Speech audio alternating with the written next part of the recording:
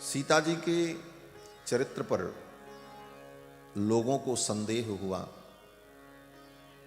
अयोध्या में विविध प्रकार की वार्ताएं होने लगीं और ये बात प्रभु श्री राम तक पहुंची तो भगवान श्री राम ने श्री जानकी जी को वाल्मीकि महर्षि के आश्रम में भेज दिया, जिसको सीता निर्वासन कहते हैं।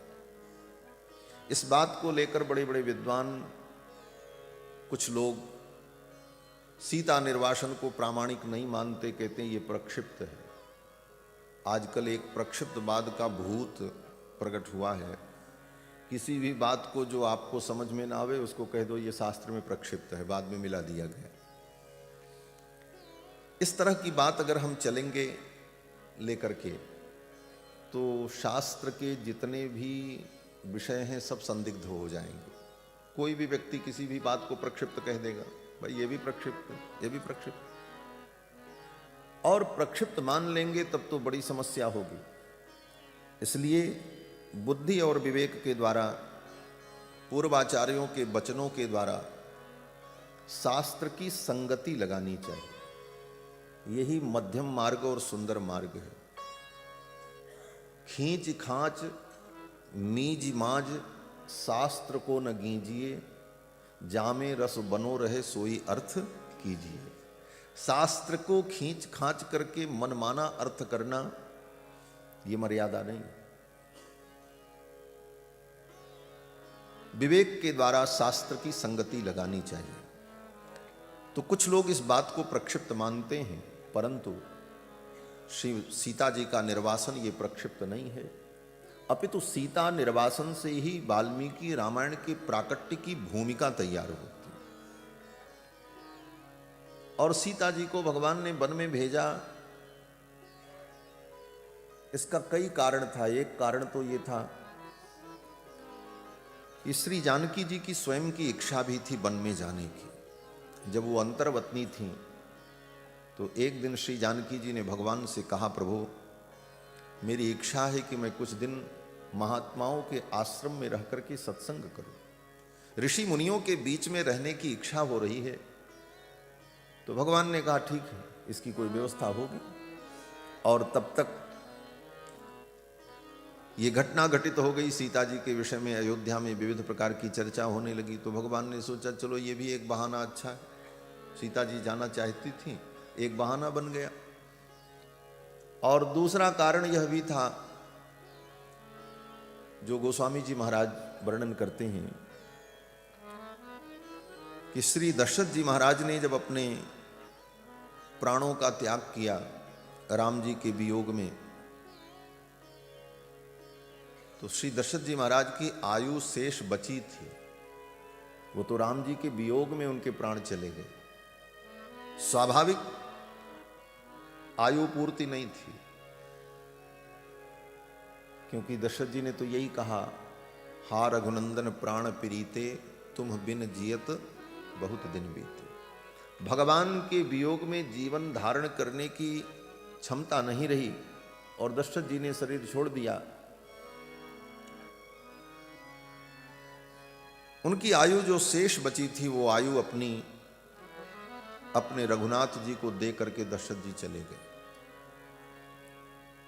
तो पिताजी के आयु को भोगने का जब समय आया, पिता की आयु का भोग जब प्रारंभ हुआ राम जी की लीला में, उनकी इस यात्रा में, तो भगवान श्री राम ने विचार किया कि पिताजी की आयु का मैं भोग करूं, उस समय जानकी मेरे साथ रहें ये मर्यादा नहीं होगी। क्योंकि पिता की आयु का भोग है और पिता के लिए तो जानकी पुत्रवधू है। ऐसी स्थिति में जानकी मुझसे दूर रहें यही अच्छा होगा। और इसी योजना के तहत भगवान ने श्री जानकी जी को वन में भेज दिया। यह भी एक कारण था। गोस्वामी जी महाराज कहते हैं कि पितु आयु को पुनि भोगी बेको, किए बने बनाव, जानकी परिहरे बिनु नाही अनघ उपाव। राम जी ने विचार किया सीता जी के त्याग के बिना कोई पाप रहित उपाय नहीं। इस कारण से श्री जानकी जी को भगवान ने वन में भेजा। और इससे भी ज्यादा तीसरा महत्वपूर्ण कारण यह भी था कि श्री वाल्मीकि जी के द्वारा रामायण की रचना होनी है, वेदावतार होना है, तो जब तक भगवान की करुणा वाल्मीकि जी पर नहीं होगी तब तक वाल्मीकि जी के द्वारा ये महान कार्य कैसे हो सकता है। तो भगवान ने अपनी करुणा को, भगवान की साक्षात करुणा कौन है बोले श्री जानकी जी। श्री जानकी जी साक्षात भगवान की कृपा है। माया दंभे कृपायाम च, माया का अर्थ होता है दंभ और कृपा, और ये जानकी जी कौन है बोले भगवान की माया है। उभय बीच सिय सोहत कैसी, ब्रह्म जीव बिच माया जैसी। उभय बीच सिय सोहत कैसी, उभय बीच सिय सोहत कैसी, ब्रह्म जीव बिच माया जैसी, ब्रह्म जीव बिच माया जैसी, ब्रह्म जीव बिच माया जैसी, ब्रह्म जीव बिच माया जैसी। उभय बीच सिय सोहत कैसी, उभय बीच सिय सोहत कैसी। उभय बीच सिय सो। भगवान श्री राम और कुमार लक्ष्मण के बीच में जानकी जी, वन के प्रसंग का ये वर्णन है। वन यात्रा में राम जी आगे आगे, जानकी जी उनके पीछे, और उनके पीछे लक्ष्मण। ब्रह्म और जीव के बीच में श्री जानकी जी हैं। कौन है बोले माया, ब्रह्म जीव बिच माया जैसी। लक्ष्मण जी जीव हैं, प्रभु श्री राम ब्रह्म हैं, और श्री जानकी जी माया है। माया माने करुणा। माया दंभे कृपायाम च, तो भगवान की जो कृपा है वही जीव और ब्रह्म के बीच में कारण बनती है। जीव का कल्याण तभी होता है जब ब्रह्म की कृपा प्रकट हो, और जीव और ब्रह्म के बीच में जब कृपा मध्यस्थ होती है तभी जीव का कल्याण होता है। जब तक परमात्मा की कृपा न हो तब तक जीव का कल्याण हो ही नहीं सकता। अपने किसी साधन से जीव का कल्याण नहीं हो सकता, भगवान की कृपा और करुणा से ही जीव का कल्याण होता है। इसलिए जानकी जी साक्षात कृपा स्वरूपा हैं, भगवान की कृपा है, करुणा है। और अपनी करुणा को ही भगवान ने, मूर्तिमती करुणा को ही वाल्मीकि महर्षि के आश्रम में भेज दिया। जान करुणा सिंधु भावी, विवश सकल बसाई। भगवान ने भावी को समझा क्या होने वाला है, और धरि धीर रघुवीर हैं, श्री रघुवीर ने भोर ही लिए लखन बुलाई। सवेरे सवेरे अकस्मात लक्ष्मण को बुलाया राम जी ने। लक्ष्मण जी आए, बोले प्रभु क्या आज्ञा है। तो राम जी ने यही कहा कि तात तुरत ही साज स्यंदन, लेहु सीय चढ़ाई। लक्ष्मण रथ तैयार करो, कहां जाना है। राम जी ने कहा बाल्मीक मुनीस आश्रम आयौ पहुंचाई। वाल्मीकि मुनि के आश्रम में सीता को पहुंचा दो। तो सीता जी का भगवान ने त्याग नहीं किया, अपितु वाल्मीकि मुनि के आश्रम में पहुंचा दिया। वाल्मीकि मुनीस आश्रम आयौ पहुंचाई। और श्री लक्ष्मण जी ने श्री जानकी जी को वाल्मीकि मुनि के आश्रम में जब पहुंचाया, भगवान की मूर्तिमती करुणा कृपा वाल्मीकि जी के आश्रम में जब पधारी, तब महर्षि वाल्मीकि को प्रेरणा हुई और उन्होंने रामायण की रचना की। रामायण रचना का सामर्थ्य प्राप्त हुआ वाल्मीकि जी। श्री जानकी जी की महिमा का जहां वर्णन है, हमारे आचार्यों ने वर्णन किया, कहते हैं देखो, जिस सरस्वती की एक कृपा दृष्टि से जड़ व्यक्ति भी बृहस्पति के समान हो जाता है,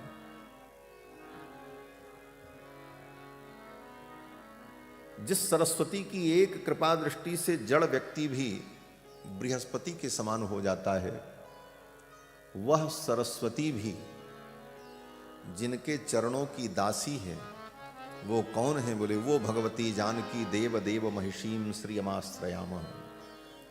सा भारती भगवती तु यदीयदासी ताम देव देव महिषीम श्रियमाश्रयामः। ताम देव देव महिषीम, देवों की भी देव जो भगवान हैं, उनकी जो महिषी हैं, पट्ट महिषी जानकी, वो कौन है? बोले यस्या कटाक्ष परिणामम उदाहरन्ति। जिस सरस्वती के एक कटाक्ष से जड़ व्यक्ति भी बृहस्पति के समान ज्ञानी हो जाता है, वह सरस्वती भी जिनके चरणों की दासी है। सा भारती भगवती तु यदीय दासी ताम देव देव महिषीम श्रियमाश्रयामः। वो भगवती श्री। श्री का मतलब, बोले श्री शब्द के 6 प्रकार के अर्थ आचार्यों ने किए हैं। श्री का मतलब, बोले शृणोति इति श्री, जो सुनती हैं, इसलिए इनका नाम श्री है। क्या सुनती हैं? बोले शरणागत भक्तों के दुख को, उनके निवेदन को श्रवण करती हैं, इसलिए श्री। शृणोति इति श्री और शृणाति इति श्री, जो अपने भक्तों के जन्म जन्मांतर के पाप का नाश करती हैं, शृणाति इति श्री। और शृणोति शृणाति के साथ साथ भक्तों के निवेदन को श्रुत्वा परमात्मानं श्रावयति इति श्री, सुन करके वह निवेदन भगवान को सुनाती हैं।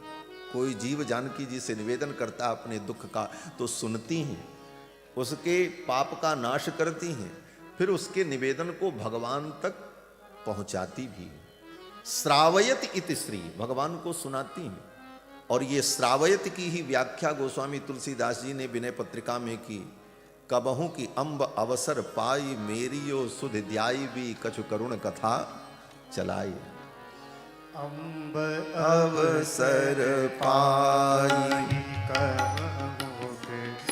अम्ब अवसर पाई, कबहू की मेरियो सुधि ध्याई भी कछु, मेरियो सुधि ध्याई भी कछु करुण कथा चलाई। कबहू अम्ब अवसर पाई, कबहू दीन सब अंगहीन छीन, मलिन अघी अघाई। कबहू नाम ले भर उदर एक प्रभु, दासी दास कहाई। कबहू अम्ब अवसर पाई, कबहू की अम्ब अवसर पाई। अम्ब अवसर पाई, कबहू अम्ब अवसर पाई। शृणोति इति श्री, श्रावयति इति श्री, शृणाति इति श्री और श्रयति इति श्री। श्रयति इति श्री, यह भी व्याख्या है। श्रयति माने जो भगवान के आश्रित रहती है। श्री जी स्वतंत्र नहीं है, वो स्वयं भगवान के आश्रित रहती है। श्रयति इति श्री। और इसके साथ साथ जो भगवान की अनपायिनी है, भगवान से कभी भिन्न नहीं होती, जिस प्रकार भास्करेण प्रभा यथा, जिस तरह सूर्य की प्रभा सूर्य से कभी अलग नहीं होती, उस प्रकार से श्री जी कभी भगवान से अलग नहीं होती। ऐसी श्री जी जब महर्षि वाल्मीकि के आश्रम में पधारी तो महर्षि वाल्मीकि ने उनकी कृपा से, करुणा से रामायण की रचना की। रघुवंशस्य चरितम चकार भगवान मुनि। रघुनंदन के चरित्र को महर्षि वाल्मीकि ने लिखा और समय आने पर कुश और लव को पढ़ाया और कुश लव ने इस कथा का गायन किया। भगवान श्री राम के दरबार में इस इतिहास को सुनाया। ये वाल्मीकि रामायण पुराण नहीं है, ये स्मृति भी नहीं है, ये इतिहास है। इस ग्रंथ का नाम इतिहास ग्रंथ है। और इतिहास ग्रंथ में हमारे सनातन धर्म में दो महान ग्रंथ हैं, एक वाल्मीकि रामायण, दूसरा महाभारत। एक त्रेता युग का इतिहास है, एक द्वापर का है। ये दोनों इतिहास ग्रंथ हैं। और इतिहास ग्रंथ की विशेषता होती है धर्मार्थ काम मोक्षाणाम उपदेश समन्वितम, जिसमें धर्म अर्थ काम मोक्ष इन चारों पुरुषार्थों का और इनकी प्राप्ति के उपाय का और इनके अधिकारी का निरूपण किया जाए। धर्मार्थ काम मोक्षाणाम उपदेश समन्वितम पूर्ववृत्त कथा युक्तम इतिहासम प्रचक्षते। पूर्ववृत्त से युक्त जो इतिहास हो, वर्णन हो, उस ग्रंथ को इतिहास कहते हैं। ऐसा इतिहास ग्रंथ महर्षि वाल्मीकि रामायण ने रचा, लौकुश को सुनाया और लौकुश ने इसे याद कर लिया। देखो, ये लौकुश कहने की आदत पड़ गई है तो लगता है लव बड़े हैं कुश छोटे हैं, क्योंकि उनका नाम पहले आ जाता है। लेकिन कुश बड़े हैं और लव छोटे हैं। कुशी लवौ तु धर्मज्ञौ राजपुत्रौ यशस्विनौ। कुश बड़े भाई हैं, लव छोटे हैं। इन दोनों भाइयों को महर्षि वाल्मीकि ने पूरी रामायण याद करा दी, कंठस्थ कर लिया। और इन्हीं को कंठस्थ क्यों कराया? बोले ये दोनों जब आए और वाल्मीकि जी के चरणों में प्रणाम किया, गुरुकुल में ही रहते थे, वहीं बड़े हुए, वहीं पले,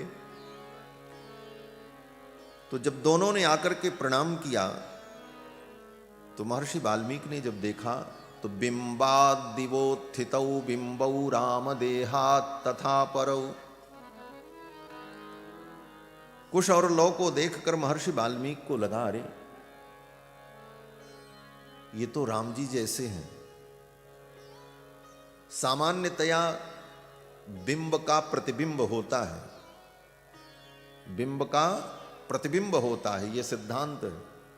और एक बिंब के अनेक प्रतिबिंब हो सकते हैं, लेकिन एक ही बिंब के अनेक बिंब हों, यह तो बड़ी अद्भुत बात है।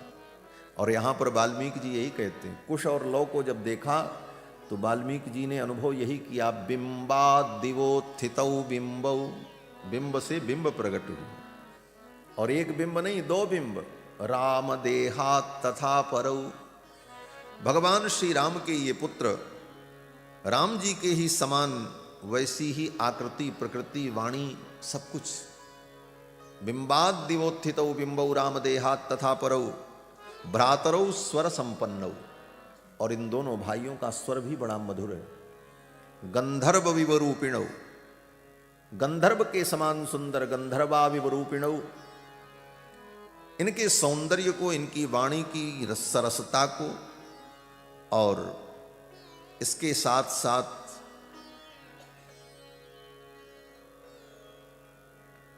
इनके शुद्ध उच्चारण को देखकर महर्षि वाल्मीकि ने इनको पूरी रामायण याद करा दी। और कुशलव ने संपूर्ण रामायण को याद कर लिया और सबसे पहले वाल्मीकि महर्षि के आश्रम में ही रामायण का गान किया। प्रथम कथा वहीं हुई और उस कथा में मुनियों ने जब कथा सुनी तो तच्छ्रुत्वा मुनयः सर्वे बाष्प पर्याकुलेक्षणाः, वे मुनि महात्मा भगवान की कथा को सुन करके कुश और लव के द्वारा सब महात्मा रोने लगे। कहीं ये वर्णन नहीं आया कि कथा सुन करके हंसने लगे, समाधि में चले गए, यही आया रोने लगे। बाष्प पर्याकुलेक्षणाः, जितने मुनि महात्मा थे सब रोने लगे, सबकी आंखों से अश्रुपात होने लगा। सच पूछो तो भगवान की कथा रोने के लिए ही होती है।